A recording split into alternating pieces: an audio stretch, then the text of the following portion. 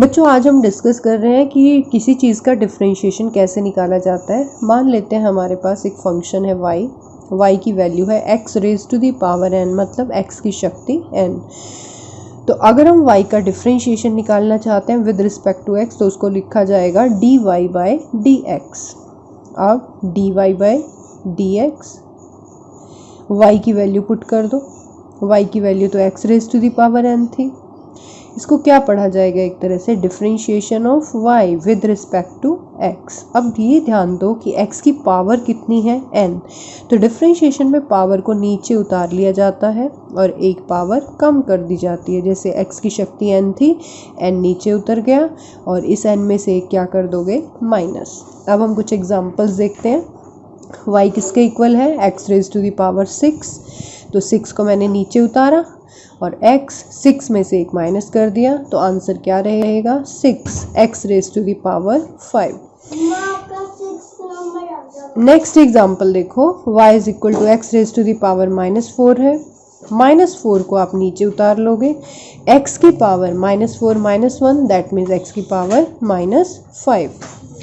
Fraction में ले ली power, कोई फर्क नहीं पड़ता, रूल आपका सेम रहेगा। डी बाई डी एक्स किसका है, x raise to the power 3/2 का। 3/2 नीचे उतारा, x की पावर 3/2 -1, 3/2 -1 होता है 1/2, तो आंसर क्या रहेगा 3/2 x raise to the power 1/2। Next example में मैंने क्या ले लिया, एक कांस्टेंट मल्टीप्लिकेशन में ले लिया, कांस्टेंट एज इट इज रहेगा। x की पावर 2 है, 2 को नीचे उतारा, x की पावर 1 कम कर दी। ये जो कांस्टेंट है और पावर है ये प्रोडक्ट में है, तो आंसर कितना आ जाएगा 10x raise to the power 1 और 10x। जैसे हमारा फिफ्थ एग्जांपल है y is equal to x, यहाँ पर x की पावर कितनी है 1। जब हम डिफरेंशिएशन निकालेंगे dy बाई dx तो यहाँ पर हम 1 पावर को नीचे उतारेंगे, x की पावर 1 थी, 1 में से 1 माइनस कर देंगे, तो आंसर क्या आएगा 1x raise to the power 0। और किसी भी चीज़ की पावर 0 होती है तो उसको हम क्या लिखते हैं 1, तो हमारा आंसर क्या रहेगा 1। अब हमने इसको इक्वेशन के रूप में ले लिया, y is equal to x square plus 2x। फिर से हमने डिफरेंशिएशन निकालना है dy बाई dx।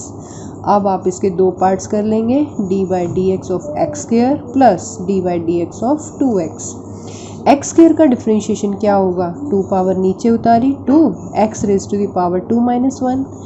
2 कांस्टेंट है एज इट इज आएगा, x का differentiation with respect to x 1 होता है, अब ये भी ऊपर निकाला था हमने, तो ये आंसर आ गया 2x प्लस 2। नेक्स्ट एग्जांपल देखो, y किसके इक्वल है, x raise to the power 5 minus 3x square, तो dy बाई dx क्या आएगा, d by dx x raise to the power 5 minus 3x square. Parts कर लो, d by dx of x raise to the power 5 minus 3 dx square by dx। Constant को बाहर निकाल लिया, 5x raise to the power 4 minus 3 into 2x, तो ये क्या आ गया 5x raise to the power 4 minus 6x। अगर y 51 के इक्वल है या कोई भी नंबर है, डिजिट है, तो उसका डिफरेंशिएशन क्या आएगा 0, क्योंकि 51 एक कांस्टेंट क्वांटिटी है, वो x के ऊपर डिपेंड नहीं करती, तो उसका डिफरेंशिएशन 0। अगर कांस्टेंट के मल्टीप्लिकेशन में फंक्शन है, c कांस्टेंट है, जैसे कि पहले भी हम कर चुके हैं, जैसे 5 लिखा था, 2 लिखा था, तो कांस्टेंट से, तो जब कांस्टेंट के मल्टीप्लिकेशन में फंक्शन होता है तो कांस्टेंट को बाहर निकाल लेंगे, d by d x of x raise to the power n।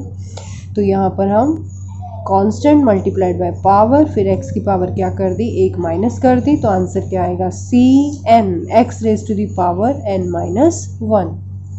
अगर हमारे पास नेगेटिव पावर है, x -1 नीचे उतारा, x की पावर -1 तो क्या आ गया x raise to the power -2।